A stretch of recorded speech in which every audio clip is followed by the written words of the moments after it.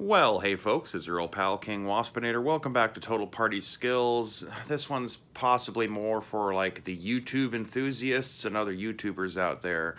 I find that as my channel grows, there's a danger I guess you could call it the content version of ambulance chasing, where you go through, you look at your own data analysis of what videos are doing well and what tends to trend the best and what tends to rack up the views the fastest and all that kind of stuff.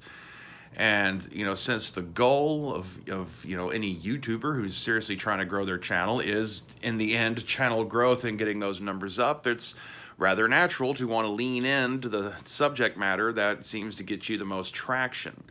However, I've observed over like a decade plus now of watching YouTube and making previous attempts at doing YouTube, and what I've observed since starting this channel, which has nominally been much more successful than my previous attempts at tackling this particular little odd quasi hobby slash wannabe entertainment job that getting into YouTube seems to be. But it's just, channels kind of warp over time because they lean more into what, works for them. As I said, that's perfectly natural, but there's kind of a danger of how that kind of starts to not only warp your own perceptions as the person pumping out the content, but also kind of shapes people's perceptions of you. Obviously, if I really wanted to maximize my channel growth, then every single day would be a video talking about how horribly woke Dungeons & Dragons has become, because that will get me views faster than just about anything else. And whereas there are certainly things to be said on that subject, and quite a lot of times for several of my more controversial videos, just in terms of the reactions I've gotten off people alone, I feel like it should be pointed out that like there's a lot of occasions where when I'm talking about stuff, I'm just kind of mulling over the idea of it. I'm not necessarily expressing my own opinion or belief. I try as hard as I can to hold off on actually forming a solid opinion about stuff, sometimes for years. I find, especially when you have divisive arguments, part of what makes the argument divisive is that both sides have their legitimate points. If there wasn't some sort of truth or reality to either position, then there's really no reason why people would have ever taken the position in the first place. And also, people like simple answers. People, like the bumper sticker kind of thinking. People do tend to, I know this is a bit of a buzzword, but people do tend to kind of think in a binary pattern of it's going to either be this thing or this thing, and not realizing that while they're looking at the two things they're holding in each hand, that there's like other things all around them that they also could be looking at, but it's always just, it's blue or red, it's Pepsi, it's Coke, whatever the thing that you're splitting the difference is. And because of that, after you've attached yourself to the logic of one of the sides, you've kind of wedded yourself to like automatically reflexively rejecting the thing that's on the other opposing side. And surface level, that's obviously a very political kind of phenomenon, but it exists like throughout all sorts of aspects of human culture. I mean, just look at sports and how people will act about sports teams and those sorts of rivalries and stuff. It's a basic analogy that I'm hardly the first to make, but there's a reason why people tend to like point that out about this process. The role-playing game section of YouTube is just as susceptible to all this, as we all quite know. And, because of that, I am incentivized to talk about controversial subjects. But as I say, I'm not always necessarily like voicing like my own particular views. The two videos I made yesterday, I made one video talking about how, I kind of feel like, in the end, like a lot of this anger and angst and arguing over the status of Dungeons and Dragons is kind of just really kind of full of shit, really. It's a lot of internet bluster. If people really wanted to win the fight against the powers that be at Wizards of the Coast, and they should just stop playing D&D and all D20 derived games entirely. And then the video I made right after that is talking about how I'm going to be running a basic rule cyclopedia Dungeons and Dragons game set in Thyatis of the Mystara setting. One could think that is hypocritical. However, at no point in the first of those two videos did I ever actually say that this is something that I intended to do myself. I'm just pointing out that if this is your goal, well, this is what you're going to have to do to reach that goal. That's not my goal, though, so... But, hey, yeah, I mean, what am I supposed to do? Just, like, ramble on about, like, game mastering elves every fucking day? There is kind of, like, a limit to the amount of stuff there is to, like, talk about all the time. And since I spent December, like, on this, like, push to make sure I try to do at least one video, if not two videos a day, since then, there's, like, it's created this expectation from the audience that's grown because of that. That I'm supposed to put out something daily, and there are mornings where I get up and I'm like, I just don't really, I'm just not feeling it. And it is easier just to kind of ramble on about the controversial stuff. But here's a good example and question that's current and topical. The new Lord of the Rings, The Ring of Power show that's coming from Amazon. Entertainment Weekly, or one of those kind of magazine sites that put out, the first batch of images from the show. And oh my, have people been twisting themselves in the wind over this one. Apparently, there's been a long-standing tradition amongst Tolkien fans to be really hardcore into the idea that dwarves, have bearded females. To that point, I kind of, personally thought that, if you wanted to, when you're looking at the Peter Jackson Hobbit movies, if you noticed amongst the rather large collage of dwarves that are shown, several of them do really weirdly ornate, fancy things with their beards, and I always just kind of thought, what if those are the dwarf females? Or maybe those handful of dwarves that just barely had a beard at all, Feely and Keely in them, maybe they were the dwarf women. And then that would mean that, Toriel's romance with the dwarf was not only an interspecies romance, it was also an interspecies lesbian romance. And maybe that would explain why they, hit it off so fast. Because, elf women like the D, so to say, but you look at elf dudes, and maybe they're not quite so much as into the V back, possibly. So there might be a bit of an imbalance there.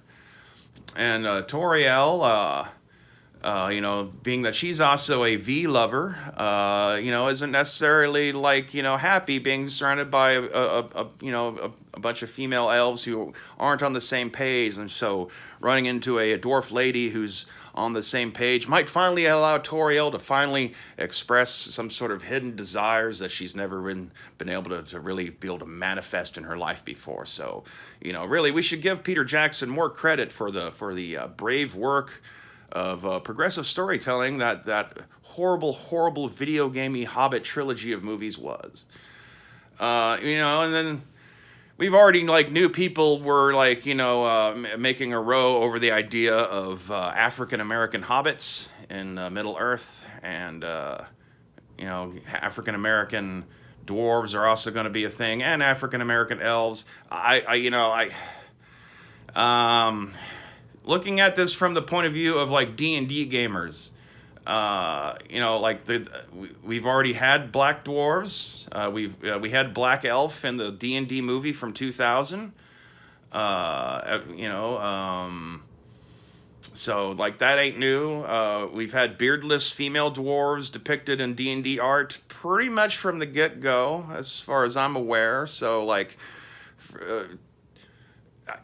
can't help but feel like some of this stuff is just kind of propped up just to just kind of have something to rally against. Oh God, they're doing it again. Look guys, I don't know how to tell you this, but the Amazon Lord of the Rings series, when I first heard about it years ago, it was always going to be bad, no matter what they did, and no matter how they cast it, people were going to complain.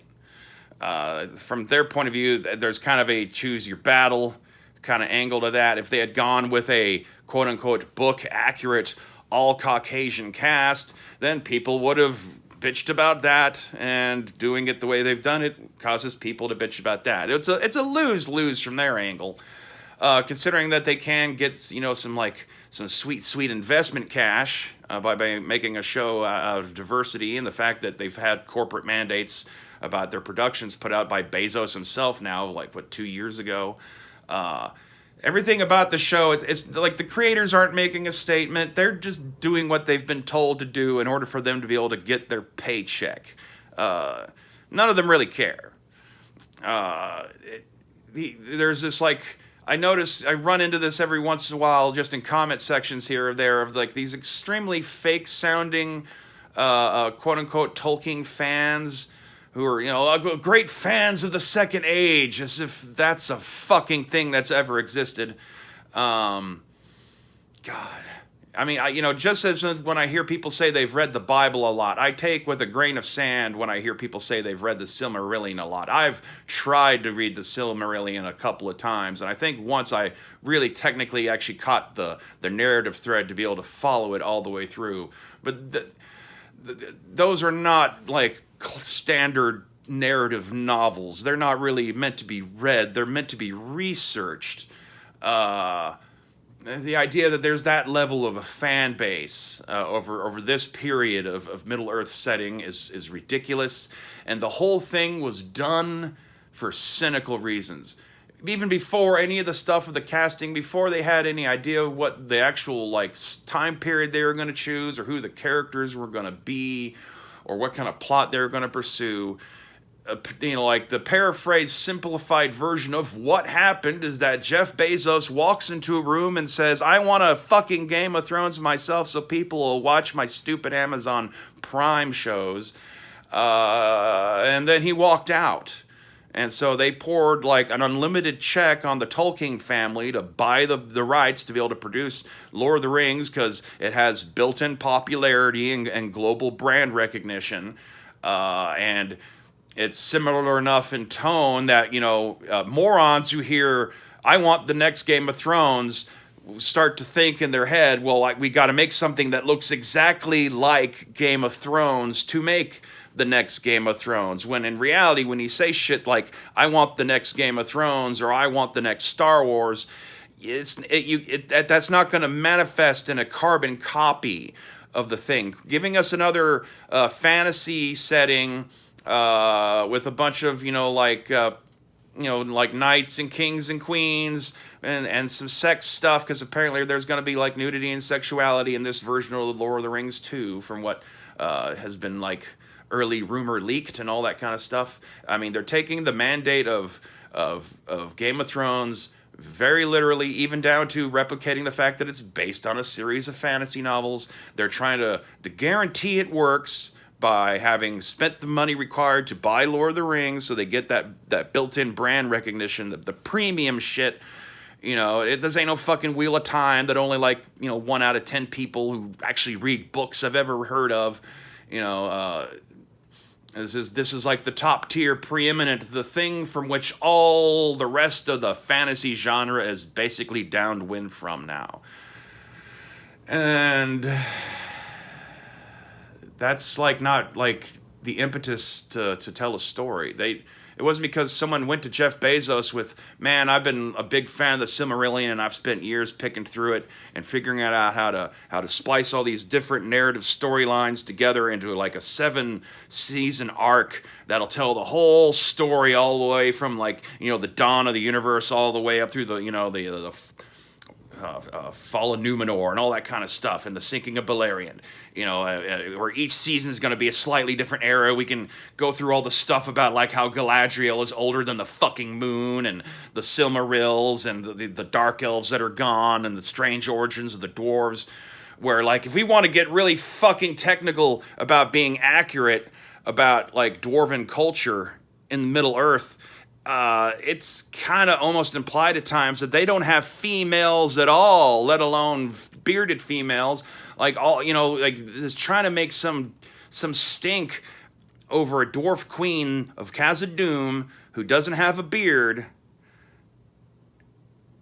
because of a throwaway line and a deleted scene in the Two Towers that was put back in the extended cut, which is basically just a joke that Gimli was making while walking around and talking with Eowyn and shit. It's just fake. We already had reasons to not be into this show because it's being made for cynical, fucking hollow reasons. No one has any genuine urge or vision for a story in all this. This is just being dictated and is just being trying to be force it into existence just by dumping an ungodly amount of money on it. Which also, like a lot of things, just because something's really expensive does not mean that it's the best or quality. It just means they spent a lot of money on it. It's kind of like, you know, back, I remember when I was a kid when the space shuttle was still running, and, you know, you hear stuff like, you know, the NASA's space shuttle is the most technically complicated machine ever built by mankind. And it's like, you know, that's not necessarily a good thing, especially in like a high stakes environment like that. Simple technology is better in a way. It's more foolproof, easier to repair on the fly, less likely for one little thing to go catastrophically wrong and kill everyone on re-entry, kind of a thing.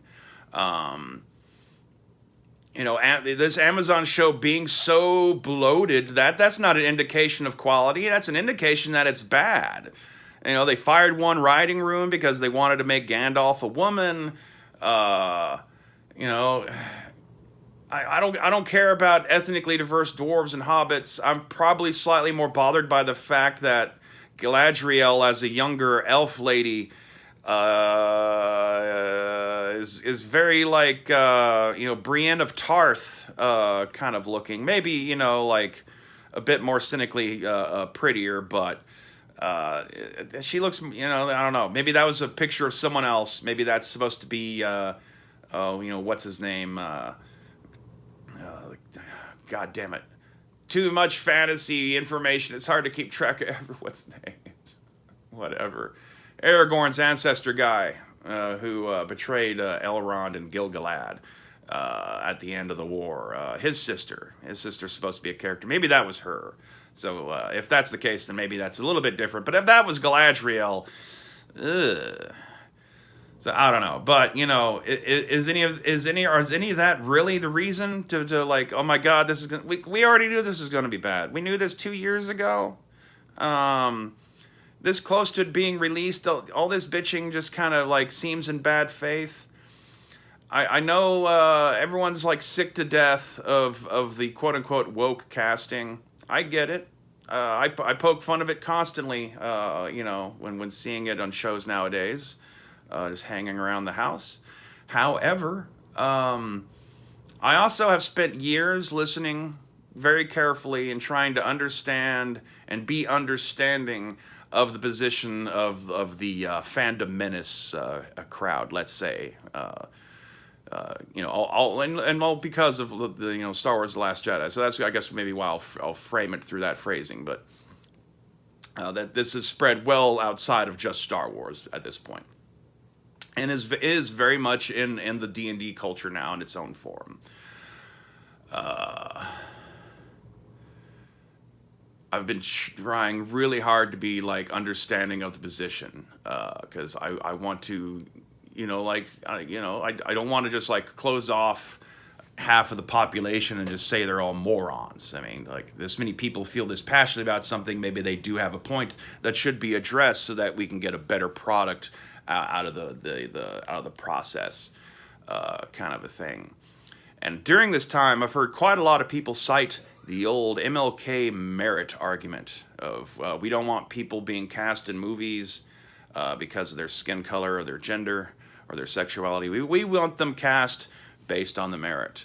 Well, you know, that's great. I agree with that. Totally, 100%. It's just a weird coincidence that every single time someone gets cast in something that isn't Caucasian, for some reason, that's always woke casting and is never merit. Now, perhaps that's their own fault.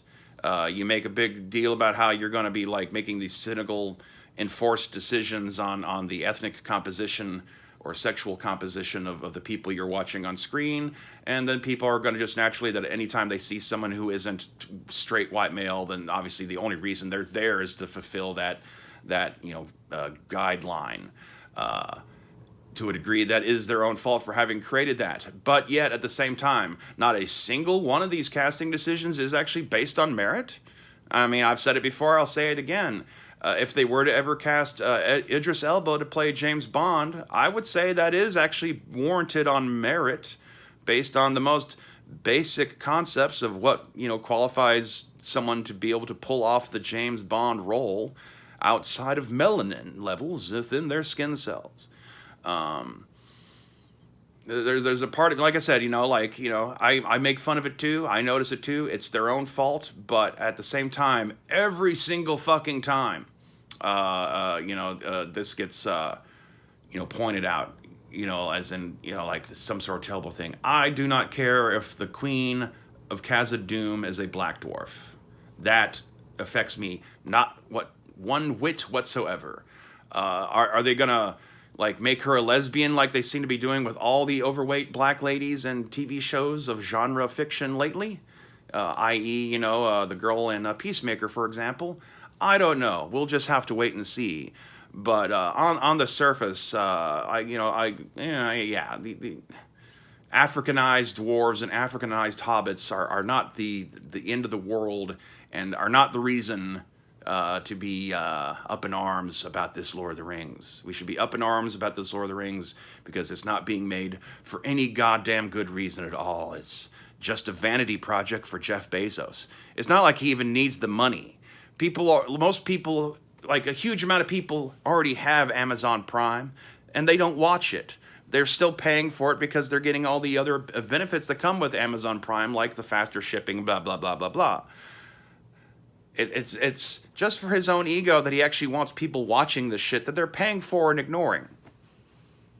It's not like he's shelling out millions of dollars to force people, to entice people to listen to Amazon digital music. For some reason, it's just this hang up on competing with Netflix and Hulu and the other streaming sites. I guess because that's also part of this whole new investment model of debt-based entertainment business. I don't. The whole thing's crazy, and I'm just basically, for waiting several years now, actually, just waiting for this house of cards to eventually crumble when people realize that it's just a big scam to get investors to waste their money. So we'll see, but either way, we're gonna get this show, and people are gonna see it just for the outrage now, if anything. So also that's been accomplished by people complaining about these things. It's actually just going to get more people to at least watch the first episode, which they'll be able to use those numbers and manipulate data so that they can show the investors how great they're doing and get more money for season 2 and all that good stuff. All for the vanity of Jeff Bezos, because he needs more. He's having the world's largest supervillain yacht and going on rocket rides with William Shatner is not good enough for the dude. He's also has to have the next Game of Thrones. And his moron employees literally made that, instead of actually trying to find just what the next new hot popular thing would be. The next new hot popular thing is not ever going to be a carbon copy of the last hot popular thing. I mean, has that ever been the case ever in history? Aside from maybe this retro loop that you get 30 to 40 years later? I don't know. We'll see. And I guess that's about all I have to say today. Leave comments, hit like and subscribe. Be controversial. And as always, stay paranoid of everyone around you. They're all out to get you. Stay waspinated.